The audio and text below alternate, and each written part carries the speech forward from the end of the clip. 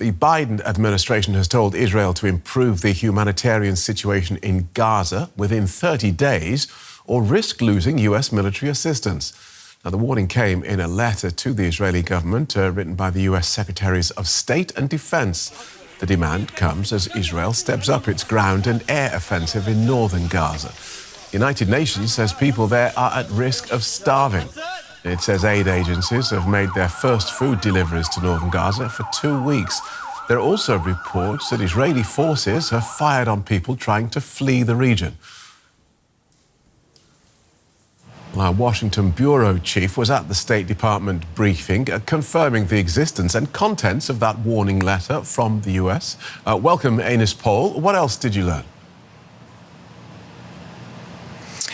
Well, it was, of course, the major topic at the one-hour briefing with spokesperson Matthew Miller, who was asked repeatedly why there is a 30-day deadline for Israel to improve the humanitarian situation in Gaza before U.S. military aid might be limited. And Phil, it was interesting. Miller tried to explain that it would only be fair for a long-term ally like Israel to be given time to change the situation before facing a really kind of dire consequences, but he couldn't really satisfactorily answer why Israel needed another 30 days, given that the US and other countries have been demanding improvements in Gaza for months.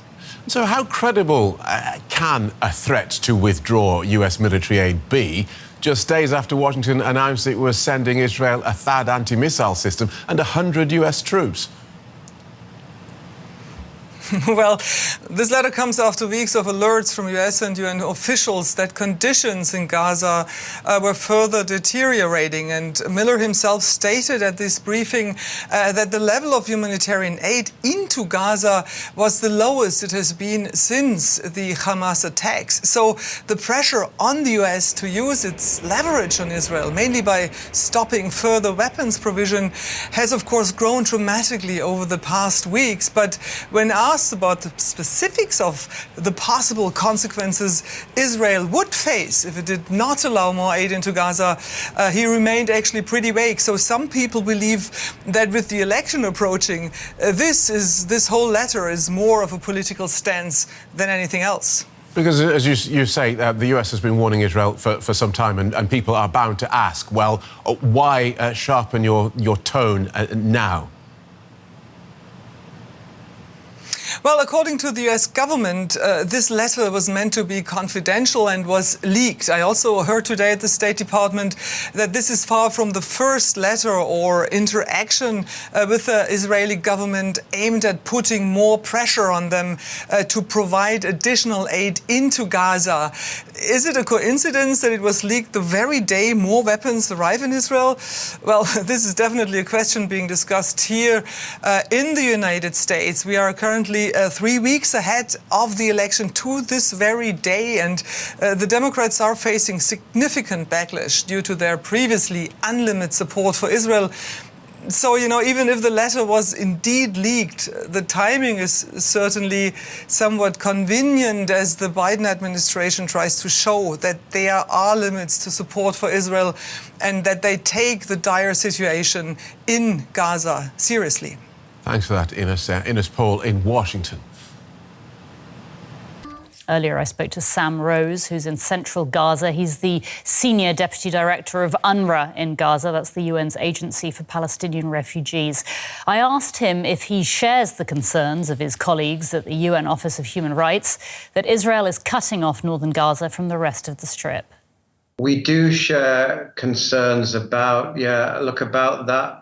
The northern Gaza Strip, or everything north of Wadi Gaza, so Gaza City and northern Gaza being cut off indeed. And look, more immediately than that, we have deep concerns about the lives, the well-being and the protection of the civilian population that's in that part of Gaza. About 400,000 people remain in Gaza City and Jabalia, and around half of those are children. Very little aid has got in to northern Gaza over the past 2-3 weeks, less, as I think you said in your introduction, than at any time since the start of the conflict. We're hearing that a number of trucks may have crossed from Israel into northern Gaza this morning. But given the harrowing situation that people are in, that flow will need to be increased. That flow will need to be sustained, and beyond that, we're worried for the immediate lives and well-being of a population, particularly in Jabalia, that's been under very, very heavy bombardment now for several days and literally has nowhere to go. We've been hearing that a second round of the polio vaccination is underway after a resurgence of the disease in Gaza. Can you tell me what the chances are that those vaccines are going to reach children in the north of the Strip? It remains to be seen. Look, the first phase started yesterday in central Gaza, where I am. We had a very successful first day in terms of the number of children that we reached. Collectively, we reached about 93,000 children under 10 yesterday, over 40% of those in UNRWA clinics. We're due to move north in about a week.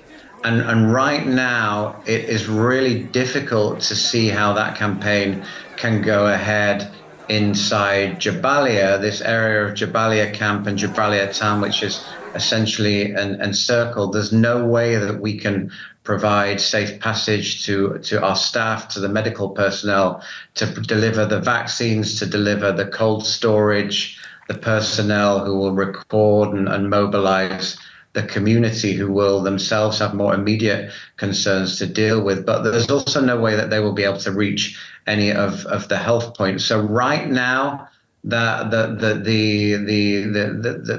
phase of the campaign in northern Gaza remains in deep question, and that has implications not just for the children in northern Gaza, but for the success of the campaign overall. Because if we're not able to vaccinate enough children collectively, then the immunity of the population overall is at risk. And that, of course, has consequences not just for the population of Gaza, but for the population outside of Gaza, because these diseases do not know borders and do not know blockades. As soon as they get into the water system, they can travel very quickly and very far.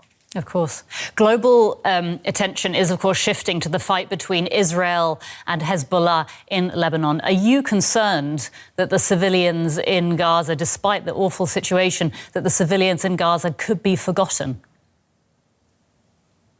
Yes, I mean, look, if the last few days are anything to go by, we've almost had, too many incidents to keep up with.